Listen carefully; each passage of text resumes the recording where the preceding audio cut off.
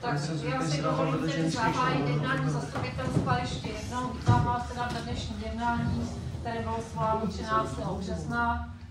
Nikdo není omluven, přítomní jsou všichni, jsme tady usnášeni schopni. Hosté, vítám tady pana Micha, který nám řekne informace územního plánu. O určení ověřovatelů a zapisovatele, takže předsedající navrhuji určit zapisovatele paní Jiřinu Vašinovou, ověřovateli zápisu pana Davida Balinga a pana Petra Janečka. Má někdo k návrhu připomínky? Pokud ne, přečtu návrh usnesení. Zastupitelstvo obce určuje zapisovatelkou paní Jiřinu Vašinovou a ověřovatelé zápisu pan David Baling a pan Petr Janeček. Kdo je pro? 15 krát pro, nikdo se nezdržel, nikdo nebyl proti, usnesení je schváleno. Program jste dostali, přečtu teda návrh programu. První bod pořízení zprávy o uplatňování územního plánu a zpracování návrhu změny číslo 2 územního plánu Raného nad Vltavou. Bod číslo 2 nevyhovující stav budovy základní umělecké školy. Bod číslo 3 participativní rozpočet obce v Rané nad Vltavou v roce 2024. Bod číslo 4 dotace z rozpočtu obce. Bod číslo 5 zprávy komisí a výborů za rok 2023. Bod číslo 6 pozemky, bod číslo 7 diskuze.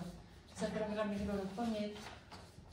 Pokud ne, přečtu návrh usnesení. Zastupitelstvo obce schvaluje program jednání zastupitelstva v přednesené podobě. Kdo je pro? 15krát pro, nikdo se nezdržel, nikdo není proti. Usnesení bylo schváleno. Čili začneme první bodem jednání, a to je pořízení zprávy o uplatňování územního plánu a zpracování návrhu změny číslo 2 územního plánu Raného nad Vltavou. Rada obce na svém jednání 13.3. schválila uzavření příkazní smlouvy s firmou Prisvik. Děkuju.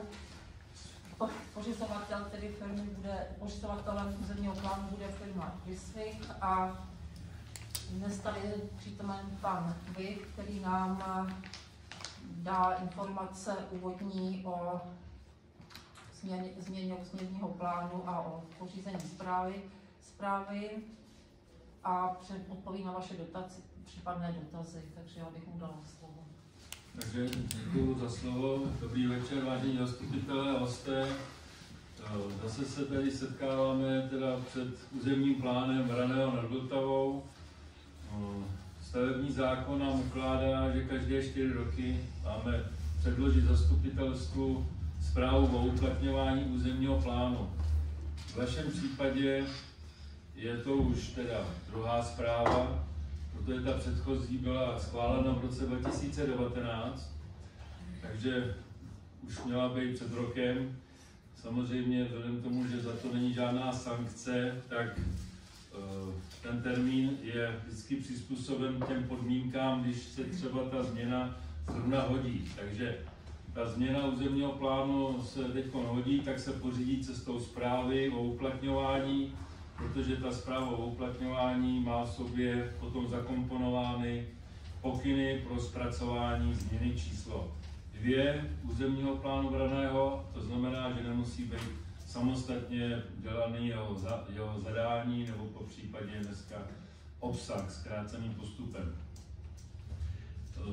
Ta 4letá lhůta má zajistit, aby ten územní plán Raného žil s lidmi, aby byl přizpůsoben potřebám obce, protože obec jako samosprávný nástroj schvaluje a je potřeba reagovat v územním plánu, protože 4 roky víte sami, že některé zákony za tuto dobu doznají řadu novel, viz třeba stavební zákon, který teď komplikuje nám teda práci, protože prakticky starý stavební zákon, pokud tím nazýváme ten 183 z roku 2006 sbírky, tak prakticky už neplatí, ale nový stavební zákon 283 z roku 2021 má takzvané přechodné ustanovení, které nám umožňuje použít tento stavební starý zákon do 1. července tohoto roku. Vzhledem k tomu, jak se to všechno vyvíjí, dá se očekávat, že ještě to posunou do konce roku, nevím, jako zkrátka. Je to, takže máme takový 2 zákony a v otázkách územního plánování platí ještě ten starý.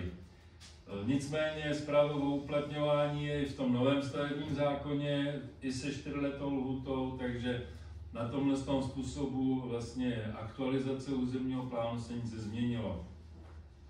Územní plán taky zůstává, takže v zásadě nic se nezměnilo z tohoto titulu.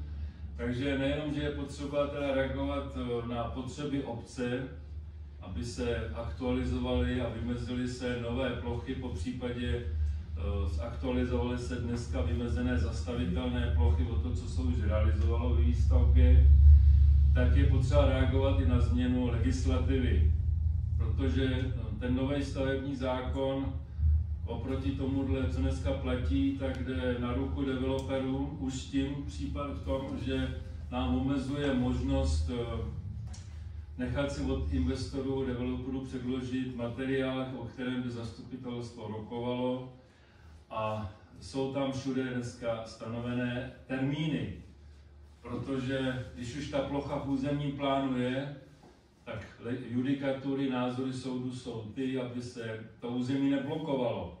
Proto já dneska prosazuju za každý metr čtvereční zastavitelné plochy. Zkrátka musí být závazek toho, kdo tam chce dostat, protože jinak je to mrhání potřebami obce. Protože ty potom přijdou a řeknou, my to máme v územním plánu a my tam chceme stavět. Takže obci dělej, co umíš. Jo?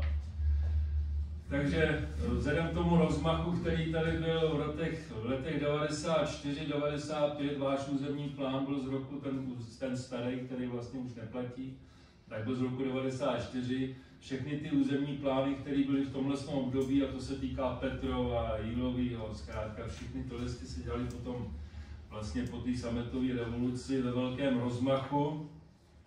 Všude se vymezovaly zastavitelné plochy.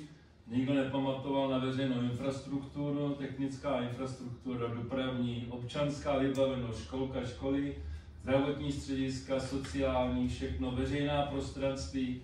Takže na to se zapomínalo a všichni viděli, že mají v územním plánu své pozemky. No a to se potom vrací té obci, protože jakmile to tam do toho územního plánu jednou zařadí ty plochy, tak všichni, protože to už ty vlastníci dávno tam už nejsou a jsou tam noví. Například v Dobřichovicích řešíme soudy z církví, je tam řád křižovníků s červenou hvězdou, který dostal majetky v roce 2016, a ten nový územní plán zredukoval ty plochy, které tam byly v tom starém územním plánu. To jsem jako u vás. Jo? A teď jsou to všechno, ten nový územní plán zrušil, protože vlastně se jim jako nevyhovělo, jo, a tak dále. Takže teď se kvůli tomu tam dělá změna a jsem zvědav sám, jak zastupitelstvo bude v tomhle operovat, protože samozřejmě víte, že všichni ta lokalita Lety, Řevnice, Dobřichovice, všechno to bylo vlastně řádu červených hvězdou a vlastně ty pozemky tam všechny jsou okolo jejich. Jakože. Takže to je problém. Takže já tomu říkám vážit každý metr, který se dá do územního plánu. Tím, že vlastně se tady zavazuje obec k něčemu, co tam zařadí, a už těžko se to dá vzít. Sice říkají zákony po 5 letech. Ano, po 5 letech se to dá vyjmout, to tam ani dřív nebylo, je to od novelu od roku 2000, myslím, že 15 nebo 18, že tam ta 5letá lhůta, když v té 5letý lhůtě nezajistí si pravomocný územní rozhodnutí, tak ta plocha se dá vypustit. Jo? No, nemám zatím s tím zkušenosti žádné velké. V Petrově se dělala velká redukce, protože tam tenkrát pan starosta Staněk to tam velkým rozmachu udělal. Divím se sám, že tam tenkrát ta redukce velká prošla. Tady se taky provedly některé redukce v Braném, tady nahoře na planině vlastně ty pozemky, co tam jako se měly zařadit, tak to se vypustilo. No takže teď tady stojíme před tím problémem, že vlastně na základě té zprávy o uplatňování, která teď se bude pořizovat, a kde by měly být také zúročeny všechny ty návrhy, které jsou u paní starostky na úřadě uplatněny, to znamená ty návrhy na pořízení změny územního plánu, jestli tady některé jsou, tak se musí připravit, aby o nich zastupitelstvo rozhodlo. Je jich tady, psala jsem 10. 11. A všichni jsou na konci teďka 13 nebo 14. Ještě přešli na poslední Takže co zkrátka dostaneme ke zpracování, bude zpracováno a zastupitelstvo vlastně v tom prvním kole, kterým už budeme pořizovat změnu, tak bude rozhodovat o těch návrzích. Každý ten návrh musí obec jako si prověřit, protože to je jediná šance, kdy jde o tom návrhu rozhodnout, aniž by z toho něco jako následně mohlo být dovozováno. Nepodléhá to žádnému přezkumu, je to samostatné působnosti, takže obec nemůže být jako popotahovaná, zažalovaná, že o jeho návrhu na změnu územního plánu nějakým způsobem rozhodlo v jeho neprospěch. Takže tady v tom prvním kole, když některé zastupitelstvo dřív říkalo, necháme to na dotčené orgány, oni to vyhážou, jo, tak ten pořizovatel, když to dostane, tak má povinnost vlastně za to udělat všechno, tak, aby to tam bylo, tak jak zastupitelstvo rozhodlo, že ten návrh se tam zařadí. Jo, teprve samozřejmě, když to nejde, tak to jo, ale jsou tam pro toho pořizovatele, jsou problémy s tím, že teda musí kopat za něco, za co třeba ta obec ani nestojí. Zvýšila se rapidně ochrana zemědělského půdního fondu. To, co máme teď za problémy, za každý metr čtvereční půdy musíme orodovat a vedle sousední Zvole, tí nechtěli povolit ani školu svazkovou. Tenkrát ještě zasáhnul pan starosta Michalik, ještě než odešel do nebe. A podařilo se teda tam přesvědčit to, že teda ten zábor, který byl půl hektaru na těch chráněných bonitách, návaznosti na areál, který je vlastně v obce, tak se to podařilo a to samé potom bylo ještě u další školy, zkrátka ochrana země. Vždycky jsme si mysleli, že to je veřejný zájem, že zkrátka škola, která ještě pro více obcí, mělo to být 600 vlastně žáků, takže je to veřejný zájem, který má vyšší prioritu, než je ochrana zemědělské půdy. A krajský úřad nám vysvětlil, že to není priorita. Škola se může postavit někde jinde. Ochrana půdy, bohatství národního, to, který padaly 10 000 hektarů. Po roce 89, kdy o ní nebyl zájem, kolem všech dálnic a sjezdů Polabí se podíváte, všude jsou haly. Tak. Takže to je třeba potřeba zvážit, až se bude rozhodovat o těch návrzích na nějakou změnu, tak tohle ty všechny věci zvážit.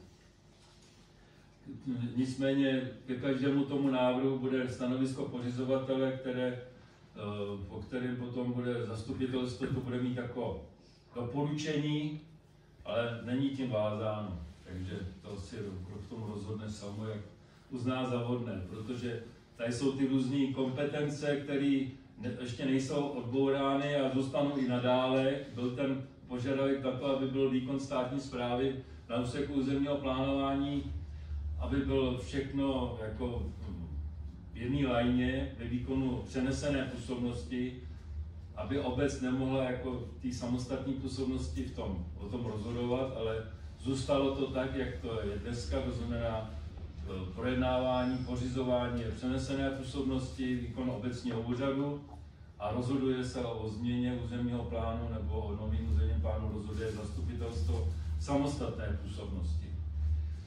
Takže to se nezměnilo, dělá to problémy jako v těch různých kompetencích, kdo co a jak, ale to je věcí pořizovatele, aby se to pohlídal.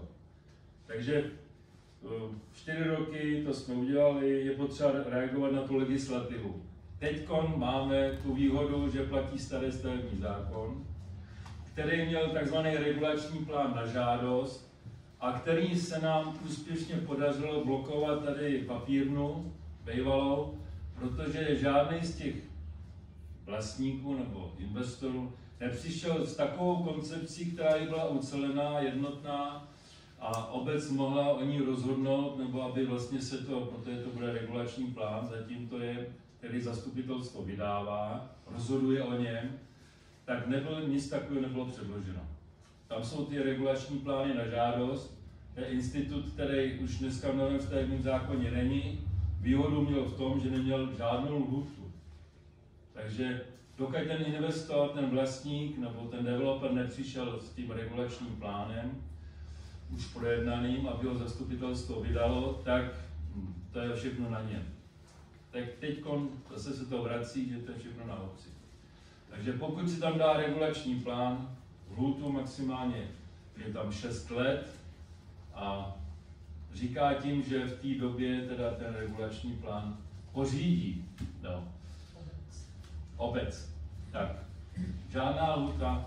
Jediný institut, který tam je bez lhůty, je podmínka takzvané architektonické a urbanistické soutěže, která nemá lhůtu a ta podmínka my ji tady samozřejmě uplatníme, protože celý areál, jestli dolní nebo horník, zkrátka papírem vyžaduje určitou úroveň toho urbanistického i architektonického zpracování.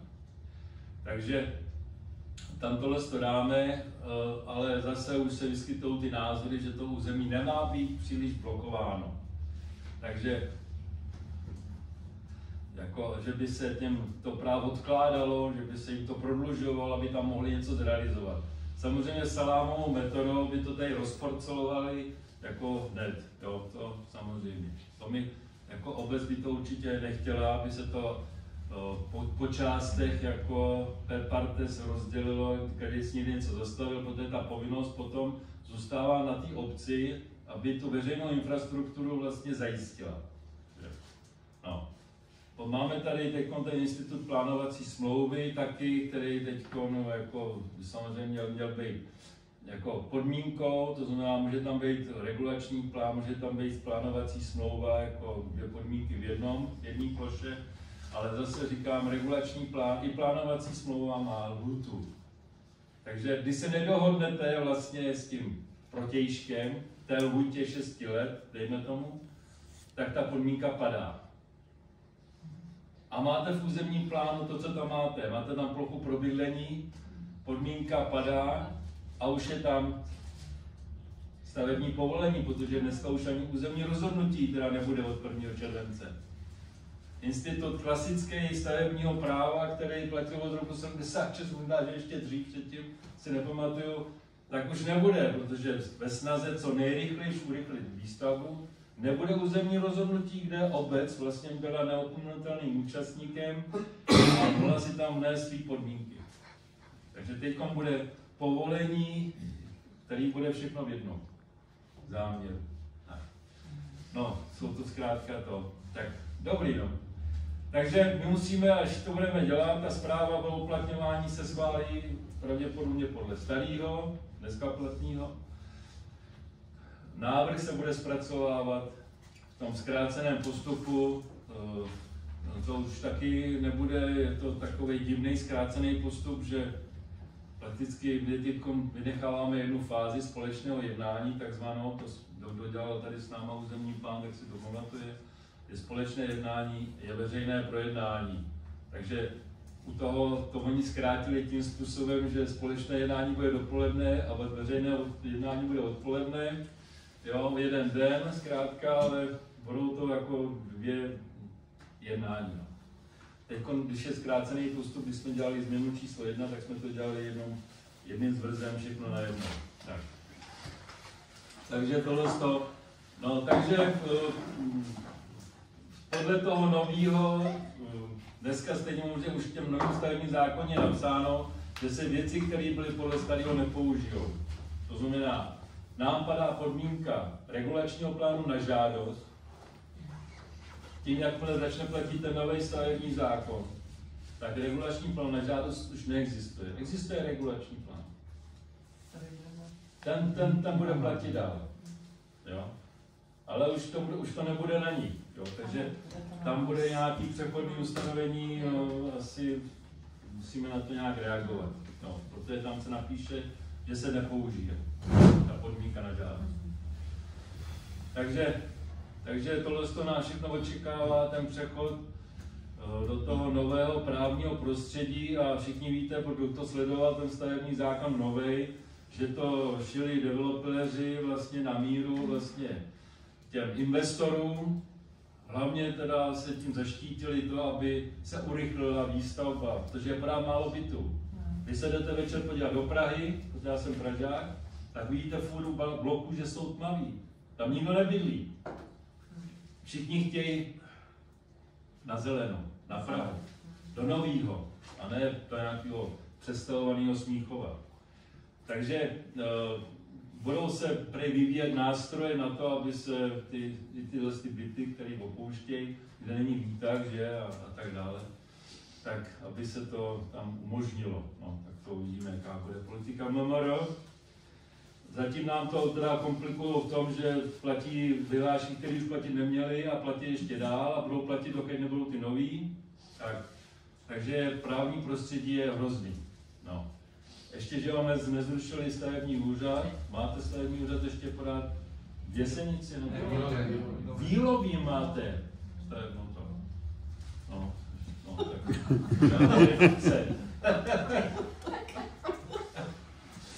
tak zatím to uhráli, že redukce nebude teda. No, takže takhle to je, no. Takže já myslím, že jsem řekl všechno. Jestli máte nějaké dotazy, zpráva o uplatňování se tady dělala, bude probíhat stejně, protože to budeme dělat podle toho samého zákona.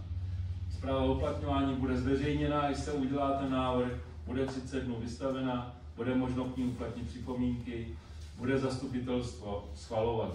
Určený zastupitel, paní starostka. Ještě nejste ještě ne, aha. Budete teprve schvalovaná. Takže tady v tom návrhu usnesení, který jste obdrželi, tady je pořízení zprávy o uplatňování a tak dále.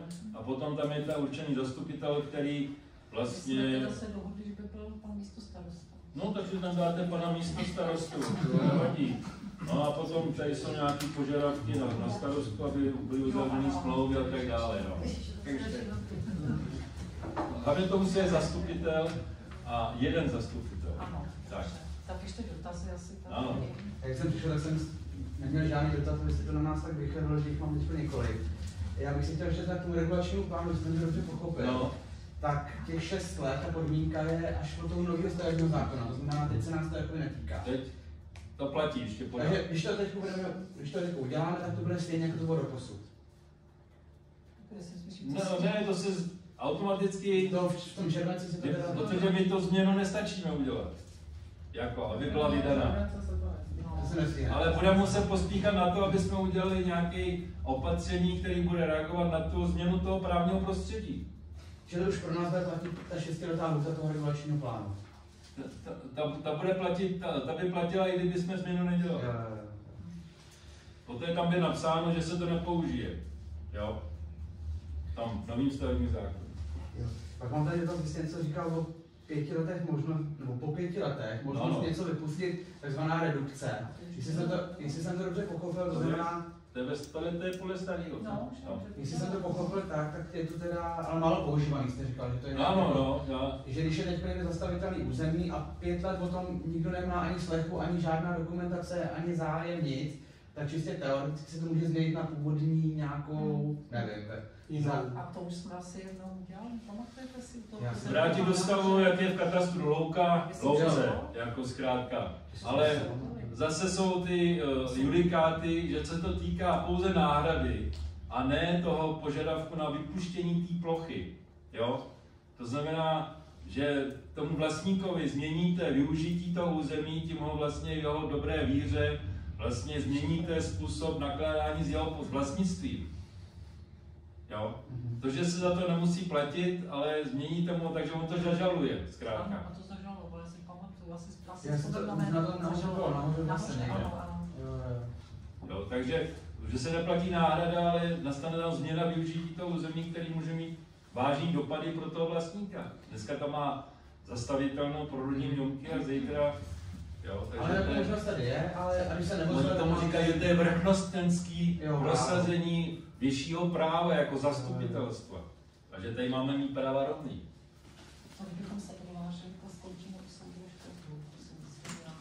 To nevím, jaký má kompetence, to většinou jsem skončil nejvíc u ústavního soudu. Ne, tak já jsem teď vysvětlila.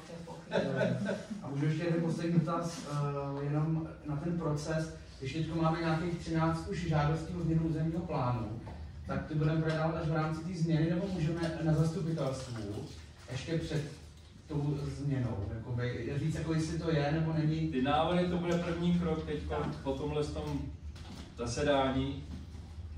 Budou uzavřený smlouvy, bude pořizovatel převezme návrhy na změnu, připraví jejich zpracování, připraví stanovisko pořizovatele, to je právě podle toho paragrafu 46 dneska platného stavebního zákona, a zastupitelstvo bude na něm na zasedání rozhodovat o těch návrzích.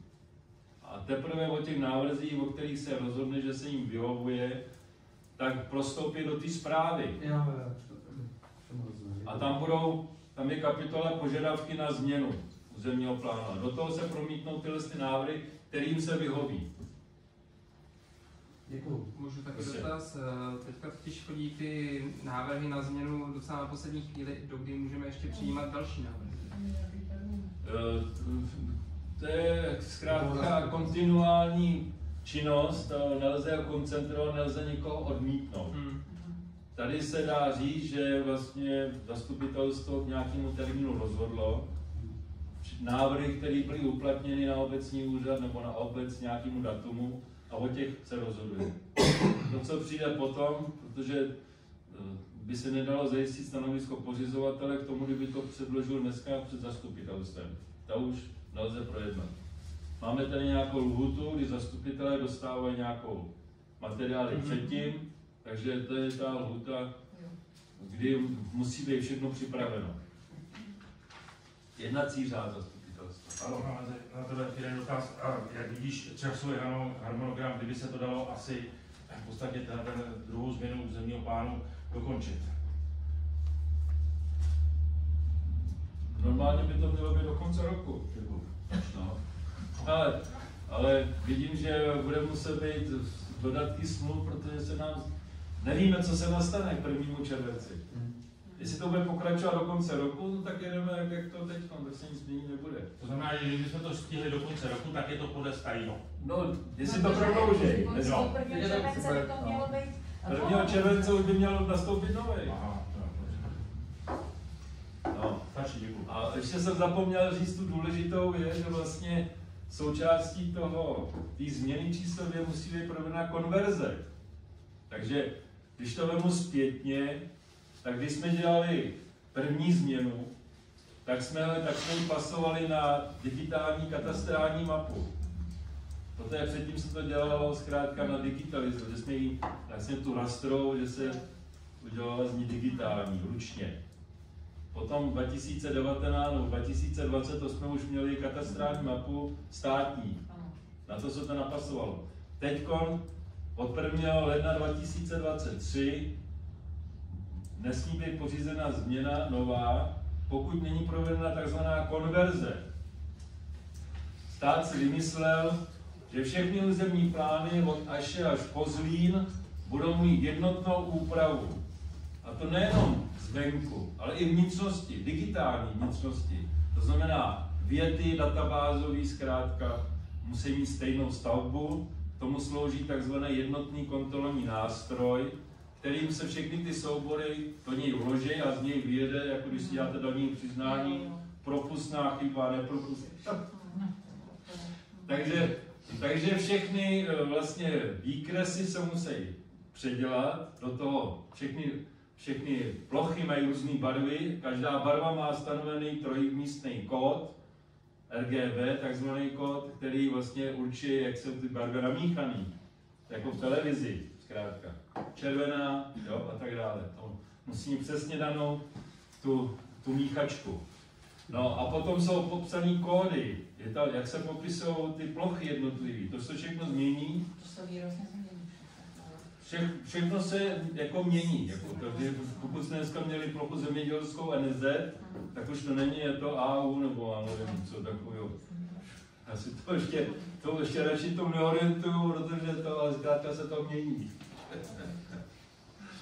Takže, a to má právě udělat to, aby to bylo jednotný, protože dneska každý územní plán měl svého architekta a svoji metodiku toho architekta, jak si dělal svý územní plány.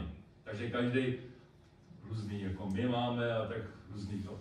Takže každý, no tak to všechno sjednotěj a to, že to prošlo tím jednotným kontrolním nástrojem, který vymyslel MMR, už mělo být před rokem, k dispozici není, ještě se to dělá přes kraj, takže tam z toho vyjde protokol, že to odpovídá. Protože stejně jak ani já do těch věd nevidíte, do těch meta souborů, které jsou vlastně uvnitř. Jo? To je zkrátka 0,1. No a takže z toho vyjede a to je doklad a to musí být součástí toho územního plánu, že to prošlo.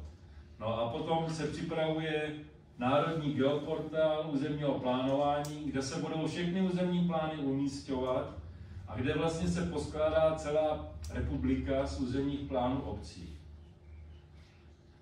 Podmínka té vektorizace nebo té standardizace, se to jmenuje jednotný standard vybraných částí územního plánu, jo? Tak na ten jednotný standard musí být všechny územní plány při první změně po roce 2023 převedený. To se týká i našeho územního plánu, protože bez toho bychom nemohli dělat tu změnu, tu věcnou. Takže my tomu říkáme technická změna, kde se to takzvaně jako překlopí a teprve potom se do toho dělá ty věcné změny, změna vlastně těch ploch nebo tak. Jo. Takže to je složitý. No. Tak to bude součástí taky. Takže to je docela velká potřeba. No je to podle informací. Máte někdo ještě dotaz nějaký? Jsem mu nebyl všechny. Na začátek. To jsme ještě nepracovali.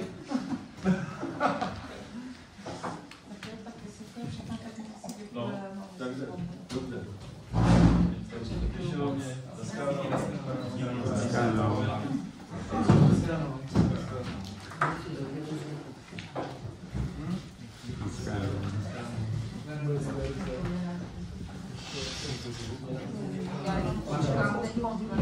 Nech bude živný. Přečtu návrhy usnesení.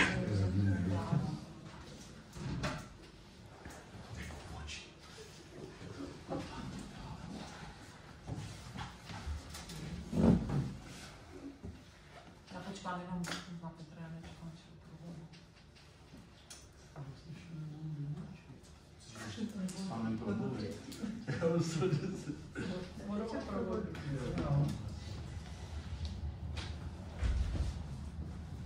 Tak já přečtu návrhy usnesení. Zastupitelstvo obce Vrané nad Vltavou schvaluje pořízení druhé zprávy o uplatňování územního plánu Vraného nad Vltavou v uplynulém období. Z požadavky na zpracování návrhu změny číslo 2 územního plánu Vraného nad Vltavou podle paragrafu 55 odstavce 1 zákona číslo 183 z roku 2006 sbírky o územním plánování a stavebním řádu ve znění pozdějších předpisů. Z vlastního podnětu v souladu s paragrafem 6 odstavec 5 písmena a paragrafu 44 písmena A stavebního zákona a z prvky regulačního plánu podle paragrafu 43 odstavce 3 stavebního zákona ve zkráceném postupu pořizování podle paragrafu 55a a 55b stavebního zákona za použití paragrafu 334a zákona číslo 283 roku 2021 sbírky stavebního zákona ve znění pozdějších předpisů. Kdo je pro? Děkuji. 15krát pro, neslyšel jsem, proti nikdo. Návrh usnesení číslo 2, v tomhletom bodu, teda myslím číslo 2. Zastupitelstvo obce Vrané nad Vltavou pověřuje člena zastupitelstva pana Davida Balinga k tomu, aby spolupracoval s pořizovatelem zprávy a změny číslo 2 územního plánu Vraného nad Vltavou jako určený zastupitel ve smyslu stavebního zákona. Kdo je pro? 15krát pro. 15krát jsem se zdržel. Promiň, takže 14krát pro, jeden se zdržel, nikdo proti. Takže děkuji. A usnesení 3 tohoto bodu. Zastupitelstvo obce Vrané nad Vltavou ukládá starostce obce zajistit uzavření příslušných smluv, provedení konverze územního plánu Vraného nad Vltavou na jednotný standard podle paragrafu 20a stavebního zákona a prováděcích právních předpisů spolu se zhotovením změny číslo 2 územního plánu Vraného nad Vltavou a úplného znění územního plánu Vraného nad Vltavou po vydání jeho změny číslo 2 zkráceným postupem pořizování a z prvky regulačního plánu podle paragrafu 43, paragrafu 55, paragrafu 55a a paragrafu 55b státního zákona. Za druhé, předložit zastupitelstvu obce Vraného nad Vltavou k rozhodnutí zprávu o uplatňování územního plánu Vraného nad Vltavou s požadavky na zpracování návrhu změny číslo 2 územního plánu Vraného nad Vltavou podle paragrafu 55 odstavce 1 stavebního zákona. Kdo je pro? Tak, 15krát pro, nezdržel se nikdo, proti nikdo. Takže děkuji. A přistoupíme k bodu číslo 2. A to je projednání nevyhovujícího stavu budovy základní umělecké školy. Já bych dala slovo jednak panu Kraftovi, jednak paní Savikarové, aby se vyjádřili ke stavu základní umělecké školy, protože to byly oni dva, kteří na tom pracovali. Tak já řeknu za sebe na základě vypracovaného statického posudku, který byl posouzen ještě druhým statikem satéru od paní Savicharové, tak trámy, které jsou tam za současného stavu, tak nebylo únosnosti vlastně a když by se zastavovalo do stávající základní umělecké školy, tak se musí stávající strop, který tam nachází, celý zdemontovat a udělat se celá vlastně nová nosná konstrukce tohoto stropu. Já si myslím, že teď bychom si měli říct všichni, co s tím provést, že si za současného stavu investovat peníze do nového stropu, anebo řešit nějaké náhradní řešení, které by v podstatě umožnilo výuku v základní umělecké škole. Bych poprosil další. Já to ještě upřesním, je to nový strop do budovy, která je celá vlhká ze spoda, nemá pořádný základy. Ta možnost, kterou jsme prověřovali, jestli by se tam dala udělat nástavba na ty nižší objekty, tak ta je zavrhnutá úplně, protože tam nejsou pořádný základy, není tam pořádná nosná stěna.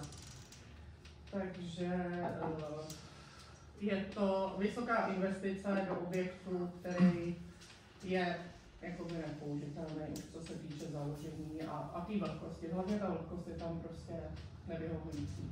Musela by se řešit ještě vlhkost, což je zase další investice.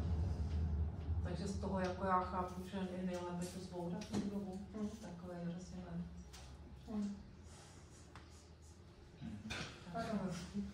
Historická no, je sice historická, ale...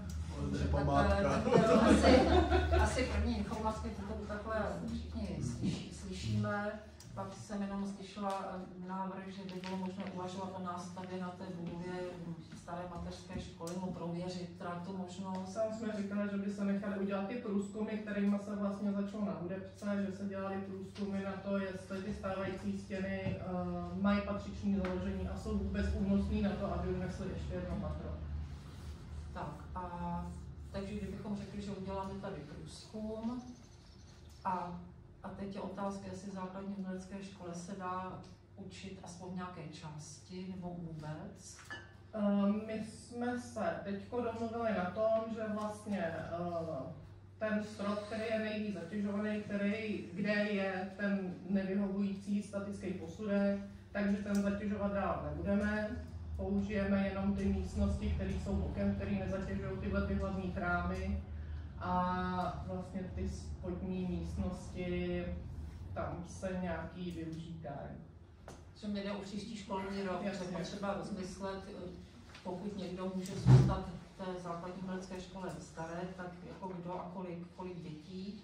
A pak si musíme říct, kolik dětí se teda musí vejít do základní školy a aby ve škole už věděli počty, protože si připraví rozvrh na další školní rok a říct si, jestli ta jedna třída, která tam má tu výtvarku, myslím, ve staré škole, ten ateliér nahoře, tak ten tam pravděpodobně by zůstal, takže ve škole by byly umístěny ve staré škole jenom 2 družiny a ta třetí by zůstala pro ateliér. Tohle se všechno musí naplánovat, protože je potřeba ten příští rok připravený, tak jestli takhle asi by to bylo možné na ten školní rok. Pak to asi jediný řešení. A pak bychom viděli dál, jestli možná nástavba posudku, tak pak bychom mohli říct, udělá se předjímám nástavba a to je možná jednodušší řešení, že by vydrželi ty děti ještě třeba nějakou dobu v těch provizorních podmínkách, ale pokud to nebude vyhovující, tak budeme řešit dál. Tak budeme hledat další možnosti. Ale tam nastal další problém, protože já jsem požádal stávající stavební firmu, která prováděla tu rekonstrukci, aby dokončila tu jednu učebnu, kterou jsme si tady řekli, aby byla dokončena, tak mi řekla, že za současného stavu tu práci nebude provádět, což mě docela zarazilo. Paní ředitelka ještě napíše, že plně chápe paní Rosickou, že to nebudou provádět tu práce, řeknu v úvozovkách na 3 pracovní dny, maximálně ve 2 lidí, a ona mi tu práci odmítla, když tam veškeré ostatní činnosti, které samozřejmě byly za jiných cenových relací, uskutečnila. Takže já teď nevím, co s tím dál, protože tahle ta firma mi to odmítla. Připadá mi to dost neslušný, ale bohužel je to tak. Tak asi by mohla ta výuka probíhat. Tam možná jde, že by výuka mohla probíhat zatím tak, jak je to rozdělené, to snad funguje. Ale to funguje, ale tam je potřeba tu jednu třídu v podstatě dát do toho. Ty sondy, tak je potřeba to začistit, aby tam nekoukali na obloukané stěny a na rámu. Ale je to potřeba vymalovat, že jo, potom. No. Ale odmítej takovou zakázku, odmítej. Protože už mají udělané. Tak, děkuji, že jsi to řekla ty.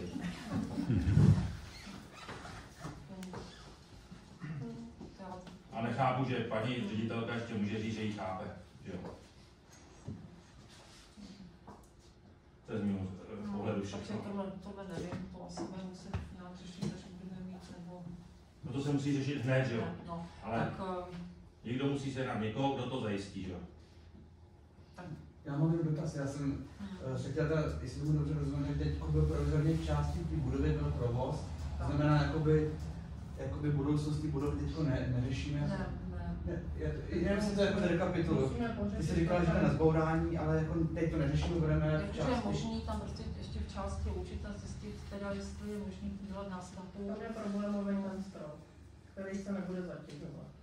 Takhle, on ten strop před 20 nebo 30 rokama staticky vyhověl a za současným stavu, jak jsou nové statické normy, tak prostě ty trámy nevyhovějí, i když jsou tam stejně, jako tam byly před 40-50 rokama, kdy to vyhovělo. Jsou jiné normy prostě na statické výpočty. No tak postupně to teda musíme nějakým způsobem řešit. Teď se spíš bude hledat řešení, kam by se teoreticky dala duška přemístit. No, když by to tam dopadlo, jakože, když by to vyšlo nahoře, tak to si vydržíme ještě v té škole, než by se to zrealizovalo, to ještě asi vydržíme. Já si myslím, že tam měli ještě dost velký problém v tom, že tam byly nějaký ty piana, a tě byla strana. Bylo to zatížení, že tam byl nějaký ještě válec, ale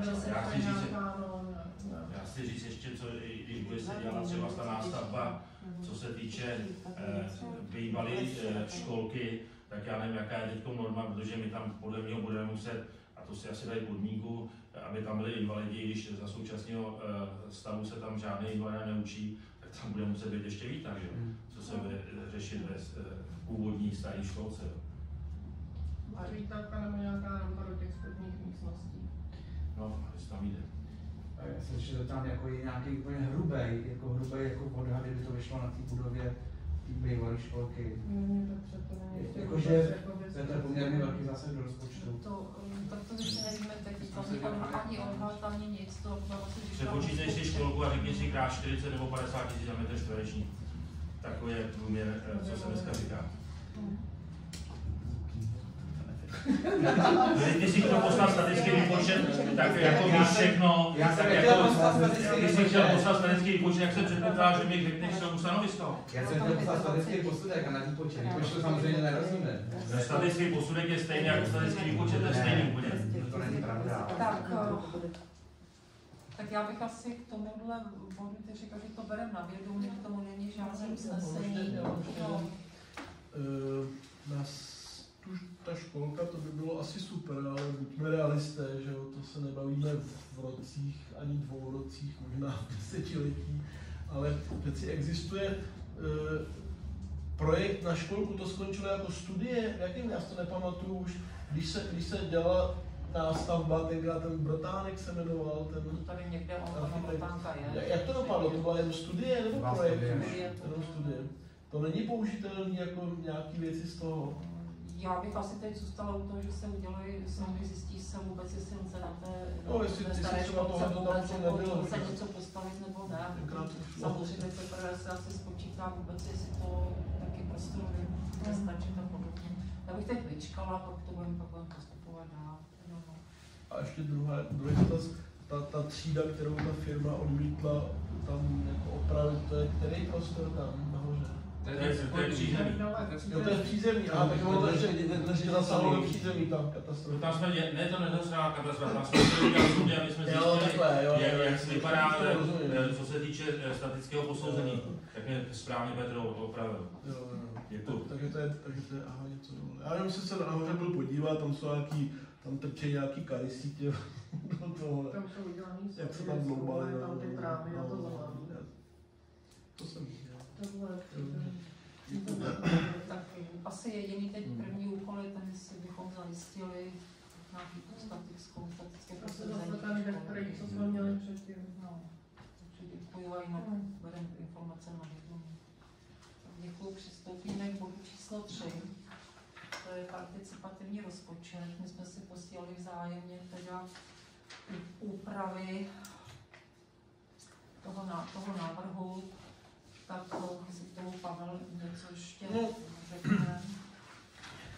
Snad prošla všem ta poslední úprava, zakomponovat ty věci do toho, byly to takové úpravy celkem kosmetické a je dobře vždycky se na to podívat více očima, takže z toho ty úpravy asi vyplynuly.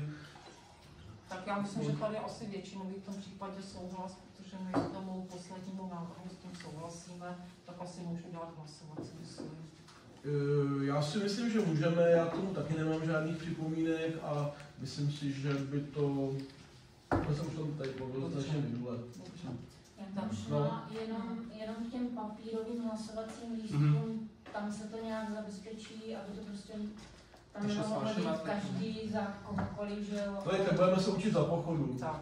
Určitě by mělo být to místo hlasování na papírovém a jedno, napadlo mě nic jiného než na obecním úřadě, aby se nehlasovali na nějakých trafikách, tak jako třeba až si půl zaplatit. Vidíme, no, tak zatím teďko, nás tak přece podívat teďko, ale až bude ta pošta samozřejmě v perfektním stavu, tak možná něco vymyslíme, no. Takže nevidím v tom problém, přesně buď pošta nebo tady, jestli půjdu zaplatit poplnit, tak to hlasovat. Jsem sám zvědavý, jaký bude o to zájem, jako účastnit se toho a myslím si, že to je jednoduchý. Tak návrh usnesení zastupitelstvo obce schvaluje zásady participativního rozpočtu obce Vrané nad Vltavou dle předloženého návrhu z příloha. To tam přeložíme ten poslední. Kdo je pro? Tak, 15krát pro, nezdržel se nikdo proti, návrh byl přijat. Přistoupíme teda k bodu číslo 4. Myslím, tam bylo víc toho. Tam byly ještě ta komise. Pracovní skupina. A pak vlastně tam bylo zahájení, jakoby. Ano, tak. Ono to bylo může být v jednom usnesení. Já jsem ale myslela právě, že to má takhle kontrolu. To tady jsme schválili zásady, že jo? A ono to bylo v výborové zprávě. Tak jo, tak dobře, Pavle, tak prosím o návrh usnesení, aby to avizoval. Takže prosím.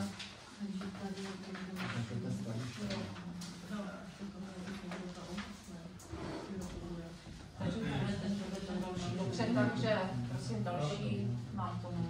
Zastupitelstvo obce pověřuje pana Pavla Filipa k přípravě podkladů pro nastavení fungování participativního rozpočtu. Kdo je pro? Ne, to je. Tak to Pavle přečtěte, já to Ne, návrh usnesení. Zastupitelstvo obce zřizuje pracovní skupinu k participativnímu rozpočtu obce Vrané nad Vltavou. Jmenuje členy pracovní skupiny k participativnímu rozpočtu obce Vrané nad Vltavou ve složení Pavel Filip, Jan Brchel, Viktor Brabec. Schvaluje zásady k participativnímu rozpočtu, který jsme už schválili. Takže a vyhlašuje první ročník participativního rozpočtu. Návrh usnesení, to číslo 2 bych řekla, já jsem teda schválila ty zásady, takže to prosím přečtěte ještě jednou, abych hlasovala. Ty skupiny přečtěte, prosím. Zastupitelstvo zřizuje pracovní skupinu k participativnímu rozpočtu ve složení Pavel Filip, Jan Brchel, Viktor Brabec. Tak kde je pro? 15 krát pro, nikdo se nezdržel, nikdo proti, návrh je schválen. Tak a ten další Pavel ještě. No a zastupitelstvo vyhlašuje první ročník participativního rozpočtu, tak já nevím, jestli tam úplně musí být. To asi je tím, že jsme schválili ty zásady, tak nevím, no. Já bych to tam radši dál, to je dobrá. Jo, že teda jako tak Pavel to přečte. Vyhlášení měly by třeba už nějaké termíny dané? No, teďko se jedná o to, že potřebujeme udělat na obecních stránkách nějakou propagaci tomu nebo výzvu. Ty všechny podklady jsou připraveny už krajem, takže se tam vlastně udělá jenom proving, kde si ty lidi můžou všechno přečíst tohleto. Takže jde o to teďko jenom odsouhlasit tuhle technikálii. Jasně, ale jestli třeba ten první ročník teda nevyhlásit až poté, co se udělají tady ty technikálie a pak by se vyhlásil už s tím, že teda... To asi bych možná pardon, se našel do řeči, že vyhlásíme první ročník s tím, že třeba do 30 dnů to spustíme, nebo takové, že se nemusíme znovu se hlasovat. Já myslím, že k tomu by mohlo dělat nějaký harmonogram nebo něco.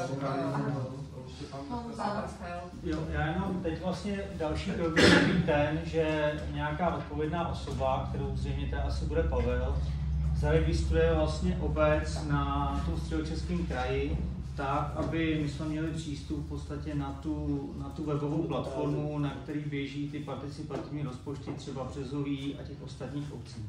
A v okamžiku, kdy my potom dostaneme to přihlášení a uvidíme vlastně, co je všechno potřeba tam vyplnit, tak uvidíme, jak to vlastně potom si myslím bude vycházet nějak jako časově. Ale my musíme schvalovat, protože Pavel to tam... No to nemusíme podle schvalovat. Ale měl být zástupce obce, si myslím. Já jsem si myslel, že by to mělo být třeba ve spolupráci s Davidem, my si to neudělali to přihlášení. Nemohl udělat ten prolink, stejně budu muset udělat já, protože na webovky naše... Tak Pavel je zástupce obce, ale jenom pracovní skupiny, takže je to takový asi... Když mi můžete zamluvit, možná bychom asi měli dělat spolu, asi bychom se měli dovolit to dělat spolu, já sem přijdu někdy prostě se domluvíme na nějakým... Já si myslím, že není potřeba. Takže jak teďko to je přesně, my se domluvíme a zaregistrujeme to, asi tam žádný dál nebudeme. A mohli byste mít to třetí usnesení, nebo už to vyhlášení. Ano, že vyhlášení. Zastupitelstvo obce vyhlašuje první ročník participativního rozpočtu obce Vrané nad Vltavou.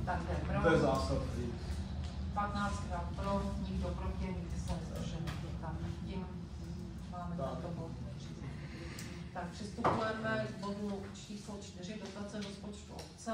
Podklady posílala paní Vašinová. Všichni jste čas měli možnost nastudovat, takže já paní Vašinové dávám slovo. Tak já bych to jenom zrekapitulovala, takže obec pro rok 2024 vyhlásila program dotací na podporu organizací a jejich provoz, které tady ve Vraném působí a nějakým způsobem vlastně jsou prospěšní pro obec, pro občany. Obdrželi jsme žádosti, všechny jste dostali v e-mailu a vlastně tady je přehledná tabulka, kolik teda si jednotlivé organizace žádali a kolik navrhuje Rada obce, aby byla dotace přidělená.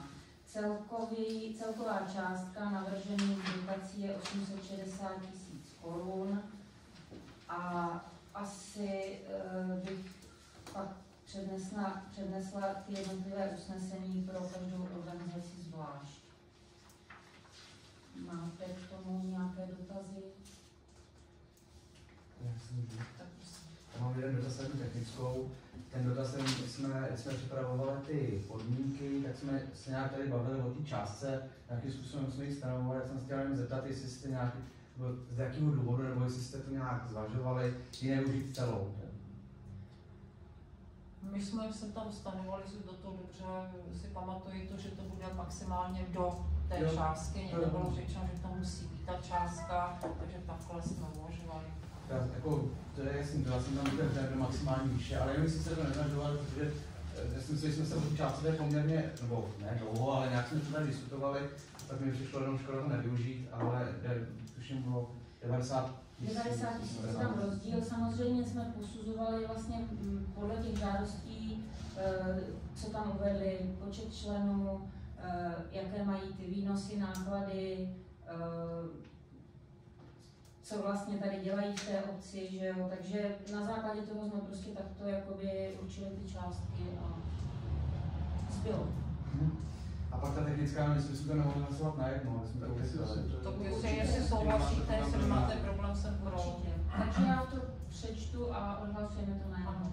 Takže zastupitelstvo obce schvaluje přidělení dotace z rozpočtu obce Vrané nad Vltavou pro rok 2024 pro organizace Žít spolu Vrané ZU ve výši 20 000 korun, SK Vrané nad Vltavou ZS ve výši 200 000 korun, SH ČMS Sbor dobrovolných hasičů z Kochovice ve výši 100 000 korun, Junák Český scout středisko Vltava Vrané nad Vltavou ve výši 110 000 korun, ZO ČSOP 11/11 Zvoneček ve výši 20 000 korun, Stará škola ve výši 200 000 korun, TJ Sokol Vrané nad Vltavou ve výši 200 000 korun a honební společenstvo Okrouhlo pole ve výši 10 000 korun.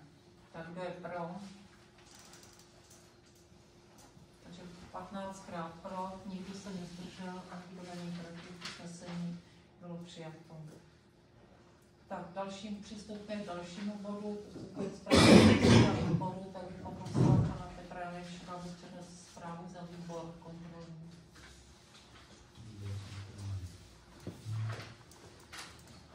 Zpráva o činnosti kontrolního výboru zastupitelstva obce Vrané nad Vltavou za rok 2023.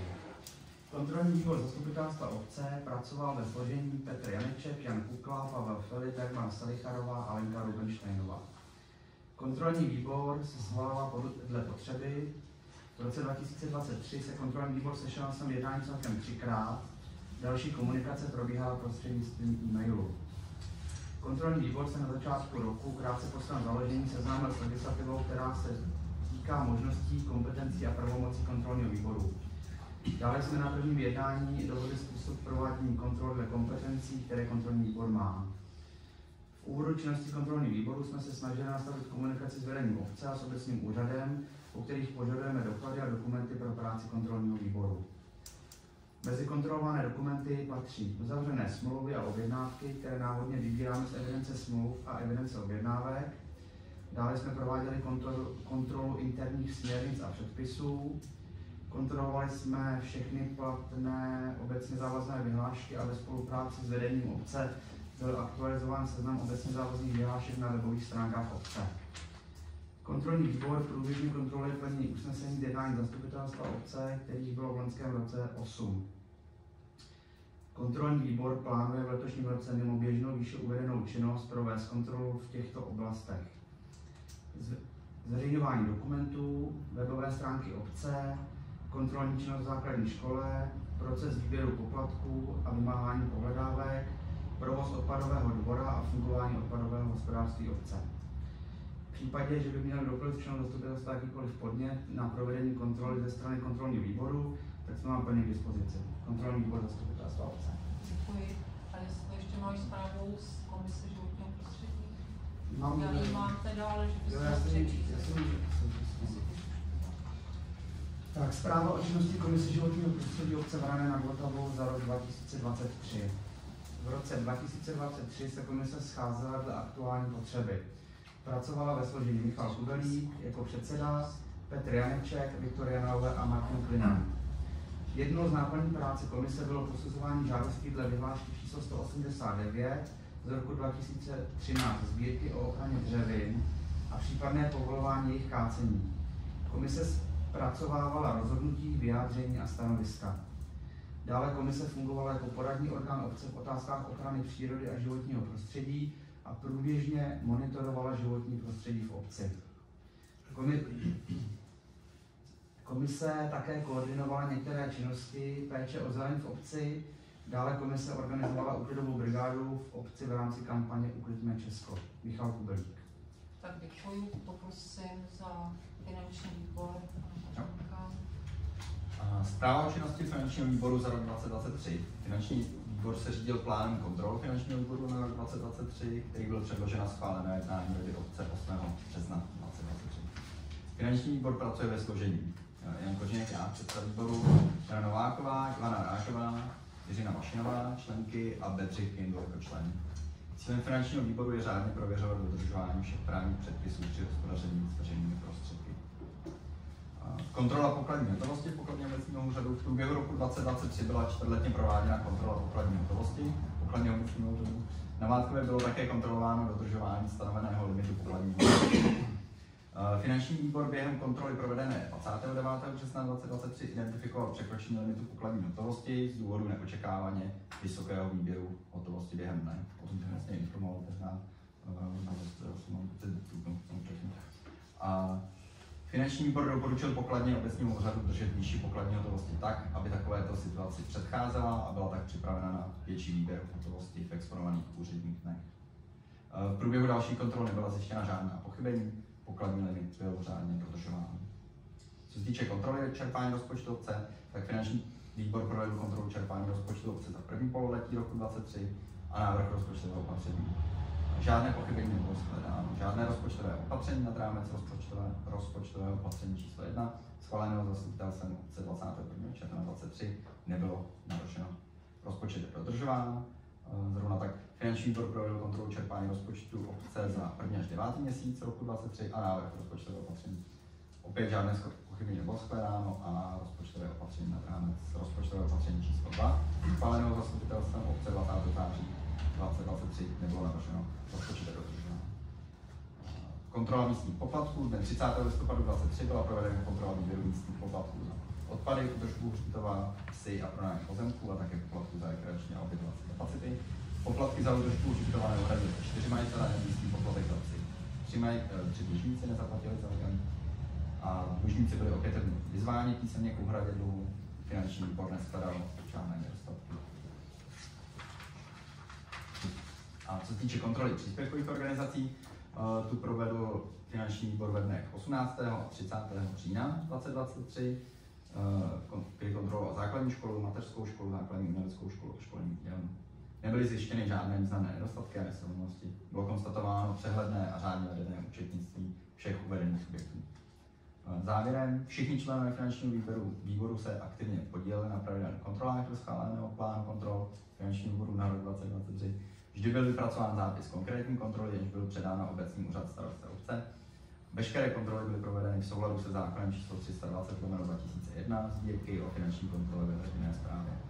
Zákon o finanční kontrole. Zapsal jsem já. Tak já děkuju. Poprosím Davida, aby přečetl zpráva z roku 2023. Členové komise: David Balink, Jarmila Kolářová, Martin Kostrba, Michala Švocarová, Medard Konopík, Jana Jakubovičová, Václav Havlíček, Kateřina Vrtišková, Dagmar Salicharová, Erik Leffler, předseda komise Blanka Tomková. Komise kultury pracuje v tomto složení a zajistila v roce 2023 tyto obecní akce: Masopust, Čarodějnice, Vranské posvícení plus odpoledne pro děti, Vánoční jarmark s rozsvícením stromečků. Na první pohled tento přehled akcí vypadá, že je to dost málo, co komise zajišťuje. Ale pravda je jiná. Každou jednotlivou akci je potřeba podrobně zajistit, příprava akcí se prolíná, chystáme masopust, ale zároveň čarodějnice. Posvícení, ale i stromečky. A opět na novo. Objednání programu technické obsluhy, občerstvení prodejců, výroba rekvizit, objednávky, smlouvy, propagace, takže práce dost a dost. Komise kultury děkuje všem vranským organizacím, které s obcí prostřednictvím Komise kultury spolupracují. Děkujeme vranským občanům, kteří naše akce navštěvují. Blanka Tomková. Tak a poslední zpráva je z Komise sociální a občanské záležitosti, sepsala ji paní Eva Havlíčková. Komise pracuje ve složení paní Havlíčková, Hrdková, Šlocarová, Římalová, Krištůvková a Ullerová. Členky komise navštívily v roce 2023 179 občanů při příležitosti jejich významného životního jubilea. Přivítáno do obce bylo pouze 8 nově narozených dětí. To neznamená, že by se 8 jenom narodilo, ale třeba někteří nepřijdou. Nicméně v tom roce se narodil 5 málo. Bylo navštíveno 10 domovů důchodců, běží občané Vraného nad Vltavou. Rozhodnutím soudu programu Základ máme v péči 2 opatrovance. Dne 13.10. proběhlo v roce 2023 proběhlo setkání seniorů, účast zhruba možná více jak 100 lidí. V roce 2023 byla uzavřena smlouva s Ústavem kvalitní podzim života. Jedná se o pečovatelskou službu, na kterou finančně přispívá obec seniorům. Je to 100 korun za hodinový úkon, kteří nejsou schopni se sami o sebe postarat. Takže se jedná o pomoc úklidem, nákupy, hygienou, odvoz k lékaři. Vzpomínkou je trvalý pobyt občana v obci. A od 1.5.2023 místní akční skupina Dolnobřežansko zajistila terénní sociální pracovníci do Vraného přidělená paní Daniela Musilová a tam pomáhá spíš s vyřizováním příspěvku na péči, podání žádostí o nějaké podpory, ale navštěvuje ty rodiny i doma a poskytovala podporu i materiální, když je člověk teda už hodně nemohoucí, takže pomáhala i s tím, že dovážela hygienické pomůcky a zabezpečovala je. Od některých občanů jsem slyšela jako velmi dobrý hodnocení, že jim pomohla velmi. Takže tohle jsou sociální služby pro občany Vraného. To je za sociální komisi. Tak a komise přestupková, paní Kola se omlouvá, tu zprávu dám příští zastupitelstvo. Takže bereme zprávy na vědomí a přejdeme do bodu číslo 6 a to jsou pozemky. Budete chtít promítání těch pozemků v katastrální mapě, abyste věděli, nebo vám stačí, že jsem vám poslal nějaké ty podklady a budu vám to tady stejně ještě říkat, co se jako pozemků týká a tak dále. Jak chcete, řekněte si. Tak, dobře, to je fajn. Takže na základě obdržených žádostí, které jsme dostali vlastně od občanů, obce, nebo od lidí, které tady mají nemovitosti, tak jsme zveřejnili 3 záměry prodeje. První záměr prodeje byl konkrétně teda na část pozemku parcelní číslo 21953, týká se to, je to tedy lesní pozemek o výměře 244 m2, nacházející se na našem katastrálním území, zapsaný na našem listu vlastnictví, tedy našem majetku. Část pozemku je vlastně dle předloženého geometrického plánu číslo 2065/83/2023 označená jako parcelní číslo 219/414. Žadatelkou o koupi tohoto pozemku byla paní Wroblewská, která je vlastně vlastníkem sousední nemovitosti parcelní číslo 219-342 a parcelní číslo stavební 1501. Je to vlastně chata v lokalitě Kdubné. Paní by chtěla odkoupit pozemek, který vlastně je pod tou zahradou, který je už léta oplocen. Ten pozemek je vlastně ve svažitém, kamenitém terénu, rostou na něm dosti stromy, ale má ho prostě oplocené, chtěla by si zvětšit, když to tak řeknu, zahradu. Paní Wroblewská nabídla cenu 690 Kč za metr čtvereční, my jsme na tenhle pozemek nechali vypracovat znalecký posudek, který, jestli chcete, můžu vám ho poslat, abyste se podívali. Cena dle posudku je 687 Kč 80 haléřů. S tím, že vychází to na ty metry čtvereční 167 823 Kč podle znaleckého posudku, podle nabídky paní Wroblewské je to 168 360 Kč. Návrh rady obce je ten, že bychom tento prodej neodsouhlasili, protože se nám cena na kterou nám to vlastně jako paní Vrublavská nabízí. Ta nabídka těch 690 Kč za metr čtvereční přijde nízká. Prostě myslíme si, že ten pozemek by si pak mohla zhodnotit a samozřejmě v budoucnu by ho prodala za víc.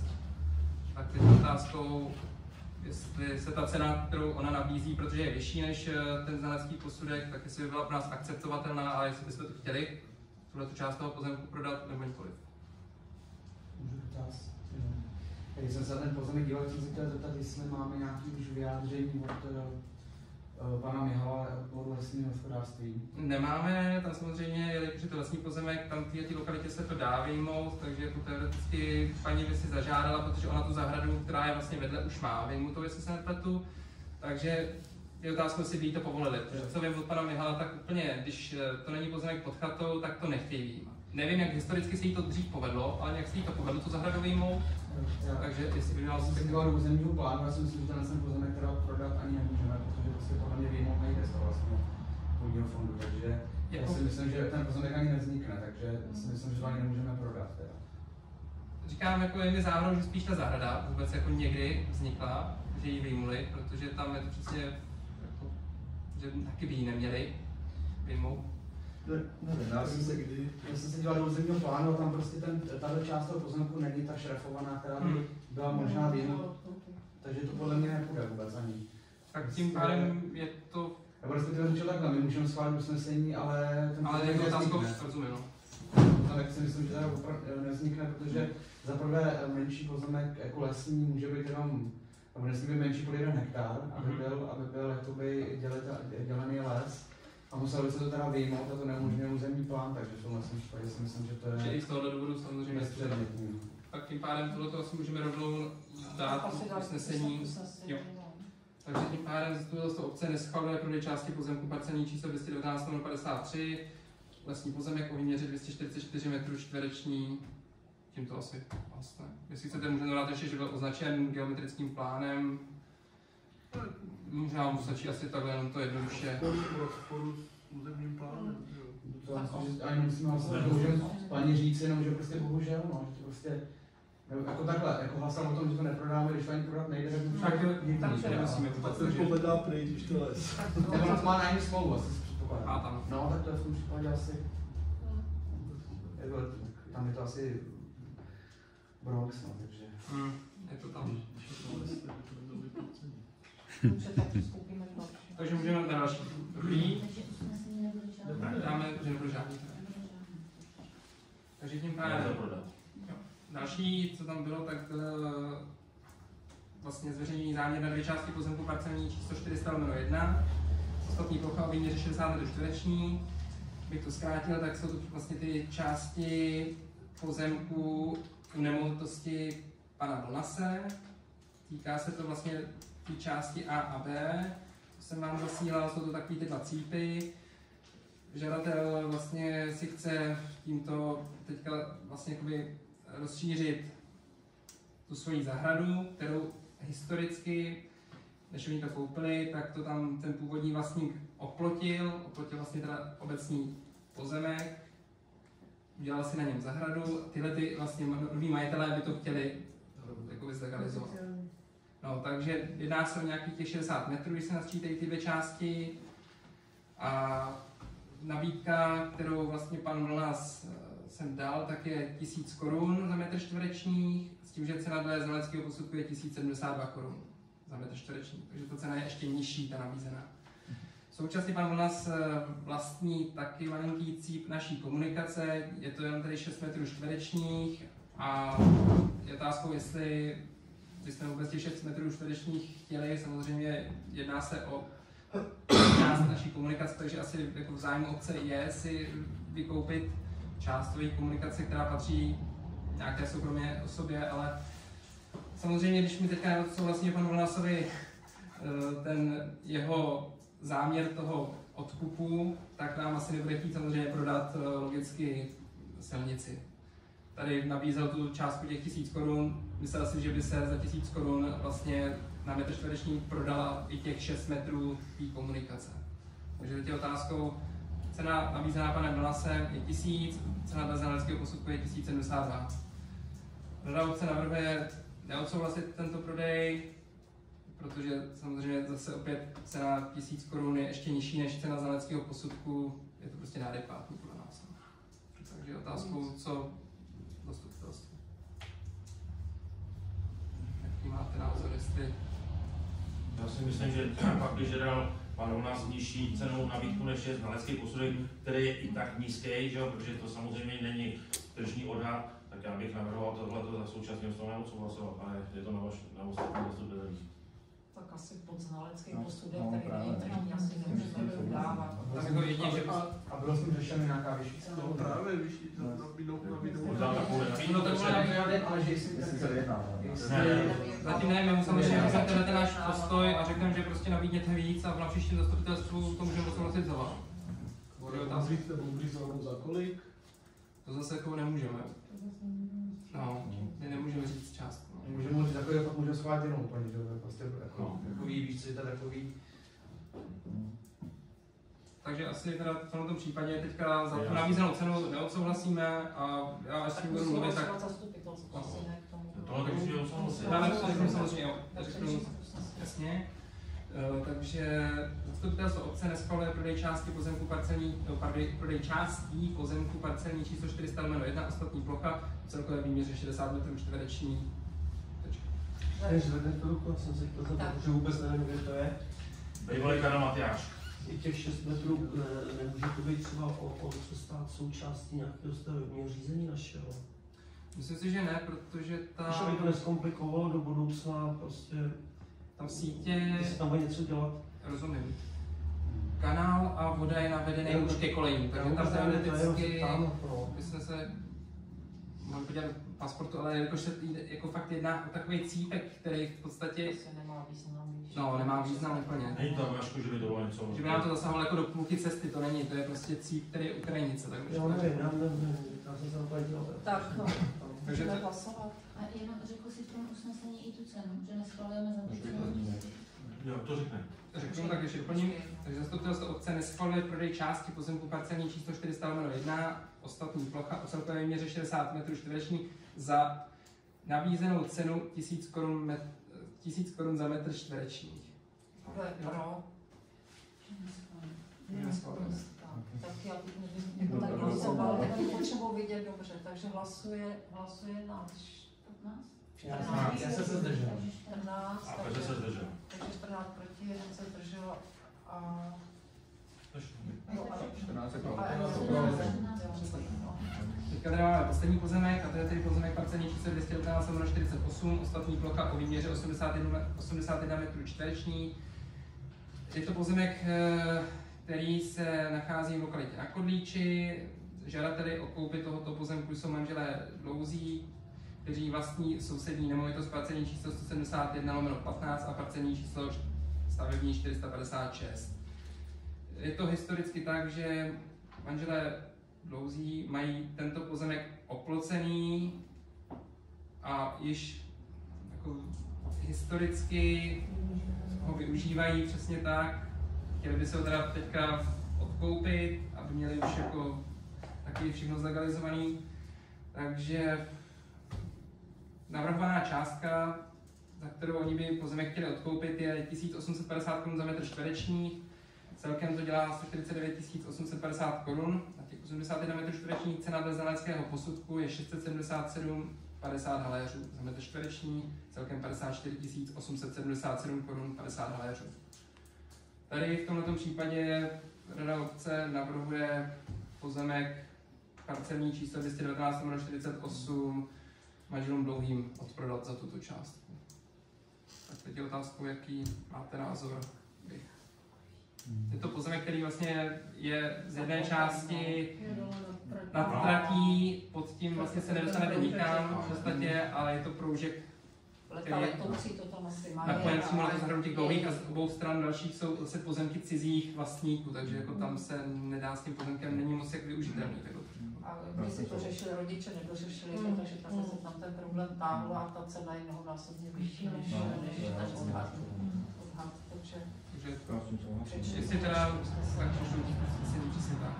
Takže zastupitelstvo obce schvaluje prodej pozemku parcelní číslo 219 2012/48, ostatní plocha o výměře 81 metrů čtvereční, dle předložené nabídky manželů Dlouhých ve výši 2000 korun za metr, 1850 korun za metr čtvereční. Kde pro? Takže 14krát pro, děkuji. My skončili pozemky a přecházíme k diskuzi. Já bych se podobila. Tak já jenom krátkou informaci ke sportovní hale. Tak tu dotaci, o které jsme žádali, jsme nezískali. Na to konto jsme se spojili s administrátory žádosti o dotace z různých stran a ti nám doporučili, nebo sami zkonstatovali, že to, co vyhlašuje Národní sportovní agentura, poslední je vyhlášeno tento minulý týden, tak je nad 10 milionů, ovšem maximálně do 30 milionů a celková alokace je 110 milionů.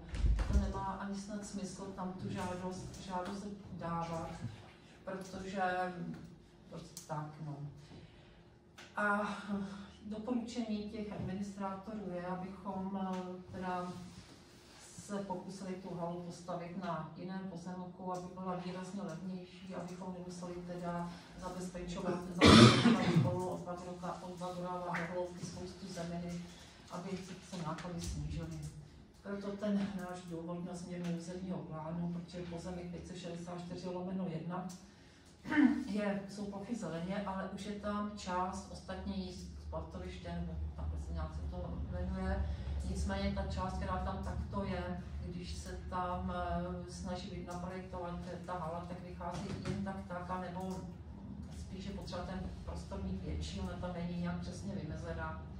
Samozřejmě by to znamenalo zrušení Vykrosky, tam je úvaha ještě nechat třeba udělat studii někde pod hřištěm školním, nebo ještě hledat nějaký jiný prostor, kde bychom mohli třeba tu Vykrosku mít. Ale je to asi jediné místo, kam můžeme tu sportovní halu v blízkosti školy vůbec ve Braném a ještě v blízkosti školy umístit. Takže pokud by se snížily ty náklady na stavbu, tak další podmínkou je, aby ta hala byla energeticky mimořádně úsporná, aby splnila ty nejvyšší požadavky na energetickou úsporu a potom bychom měli naději získat dotace z různých dotačních titulů. A předpoklad nebo těch administrátorů je, že tímto způsobem by se ty prostředky daly sehnat. Je taková, tak proto je ta změna územního plánu. To by teda samozřejmě znamenalo vyhlásit výběrové řízení na setovení teda nové projektové dokumentace a snažit se vyřídit třeba veřejnoprávní smlouvou, stavební povolení, abychom to mohli rychlejšími kroky teda zkusit nějak pokračovat. Pokud by nevyšla ani tento plán, který máme, tak pak tady je plán další, a to je ta nafukovací hala. Ovšem to není tělocvičná, nemá to parametry tělocvičny, ale pořád na prvním místě vidíme, že je to teda tělocvična pro školu s tím, že tam bude možné hrát na všechny míčové hry, tak tohle teda na vědomí. A pokusili bychom se v tom nějaké kroky ještě udělat, ještě pořád, aby jsme se snažili řešit dál. A pak mám ještě jednu informaci. K přivaděči, na přivaděč Pitné vody bylo vyhlášeno teda žádost o dotaci a já tady mám informaci pana ministra Hladíka. Byli jsme samozřejmě teda, ta žádost o dotaci byla velmi vysoká, takže ty finanční prostředky, které byly, nebylo dostatek a panu ministru se podařilo získat nějaké další finanční prostředky, ale už, takže máme velkou naději, že teda naše požadavky budou uspokojeny, ale v tom dalším nějakém kole, které přijde. A žádostí je hodně a finančních prostředků není dostatek, takže už to nebude 70% investice, kterou poskytne fond, ale pouze 60% investice. To je pro nás podstatný rozdíl, protože naše spoluúčast, víte, že byla více jak 30 milionů. A je to tak, že ty obce, které mají do 2000 obyvatel, tak těm stát teda umožní si ty úvěry nějakým 1% úročení výhodné, nicméně obcím na 2000 obyvatel nikoli. Takhle to je v téhle fázi. Takže obcem do 2000 obyvatel se snaží fond to vykompenzovat tím, že dostanou ty levné úvěry, ovšem nám nikoliv.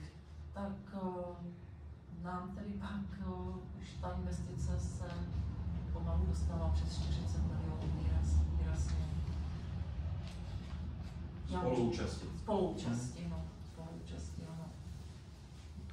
Tak já tady možná kousek jenom přečtu, že se v loňském roku bylo vyhlášeno druhé kolo výzev operačního programu životní prostředí. Alokace byla 1,5 milionu do vody a 2 miliardy a 2 miliardy do odpadních vod. Požadavky byly 14 miliard, téměř 15 miliard a alokace tedy nestačila a další finanční zdroje byly teda navýšeny o 10 miliard. A tím teda pan ministr říká těm obcím, že už nedostanou těch 60%, ale že jim to teda poskytnou ty úvěry výhodné, což nás se netýká. Takže dotaci dostaneme a naše spoluúčast bude výrazně vyšší.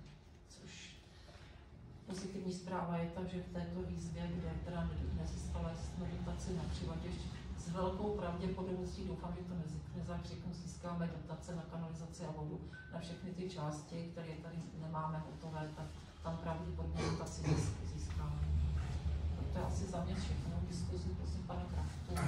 Já se musím vyjádřit o tom tobě, Kuklo, jak si tady posledně povídal, co se týče osvětlení naší mateřské školky, že se tam pro svítě tisíce, tak já jsem si nechal projektanta spočítat, kolik se v podstatě za ten rok prosvítí, když tam paní ředitelka svítí v podstatě v zimním období 6 hodin a v letním období 2 hodiny, tak to dělá slovy, teď na to nevidím, 589 korun káče, takže ti to předkládám, aby si to mohl zkontrolovat, aby si věděl, jak to opravdu je ty tisíce, že to je za 589 korun. Děkuju. Jsme všechno. Tak, prosím, paní Vašinovou, dáme Já jsem měl 2 dotazy, jeden jste odpověděl o ten vodovodním přivadě, děkuji, a druhý se týká, jsme tady v loni řešili někdy taky z jara možnou kontrolu hospodaření obce, něco ve spolupráci se Středočeským krajem, s tím, že jsme říkali, že si k tomu nějak vrátíme, když jsme se říkali, že se to nějak řešilo, teda myslím tím kontrolu hospodaření roku 2023. Audit je hotový, my to vyvěsíme a na příštím zastupitelstvu budeme schvalovat audit. Ne, já myslím audit hospodaření, jak dělá asi ta firma. Jo, Interaudit. My jsme se bavili o tom, že jste říkala, že Středočeský kraj má u nás zájem a že by to bylo možné. Má u nás zájem a my teda budeme ještě uvažovat, to jsme si využijeme zájem krajem, to nevyužíme, to jsme se ještě úplně nerozhodli. Já se ptám, jestli se to teda zažívalo. Ještě jsme to neřešili, nevím o tom, že jsme o tom tady mluvili. Tak to je všechno. Tak. Já jsem se chtěla zeptat na vás, asi teda neúplně na tu halu, ale my jsme s Davidem řešili hřiště u školy teďko, že jsem tam dneska se odstřihávala kusy koberce, tak jsem chtěla zeptat, jak to mám vypadá a jestli třeba tam nějaký grant. Budeme to řešit. Máme už nějakou nabídku s tím, že ještě jsme si chtěli nechat vypracovat další, pokud bychom na to museli udělat výběrové řízení, takže jako řešíme to, určitě to nenecháme ladem, chtěli bychom to v případě o prázdninách vyměnit. Takže jako řeší se to. Ale já si bych to dodal, že ta částka není malá, že ta první nabídka je asi 1,5 milionu a druhá 2,5 milionu. Já jsem čekala, že bude ještě víc. Tak jenom abyste, že to je, ale chceme ještě udělat nějaký konkurenční nabídky. Tak, pan Kukla. Mě teda napadlo teďka, když jste mluvila o té hale, tak jestli se bude dělat na tu novou halu výběrové řízení, nebo jakým způsobem to bude, jako na ten projekt? Dělalo by se výběrové řízení na projekt stavební povolení. Určitě to bude výběrové řízení, v tom se musí zakomponovat všechny ty prvky energetické úspory, by to tam. Takže na to přijde, aby měli šanci to teda vůbec nějakým způsobem na to. Můžu ještě teda, omlouvám se, vy jste říkali, že poslední vaše nějaká varianta, nebo mohla se nafukovačka, to bylo myšleno na stejném pozemku? Na stejném pozemku. Jo. Když by teda už nevyšlo tohle, tak... Jako poslední varianta. Aby to nebyla vyloženě nafukovací hala, ale byla by to hala, která by měla nosnou konstrukci a byla by tam nastála v podstatě tak, aby se dala i vytáhnout. Takže ne taková ta klasická nafukovačka teda. Jak tomu říkám, ta nafukovačka. Máme prostě jako vyšší úroveň nafukovačky v podstatě stavy. V uvozovkách, tak. Jasně. Ale byla by tam nastálo. Jako i přes léto prostě pořád, prostě celoroční. Celoroční, byly by tam šatny, všechno vybudované u toho. Ale nesplňovalo by to kritéria, ale jsou jako stavby, tak to přesně. Ale je to neskutečně levnější. Tak.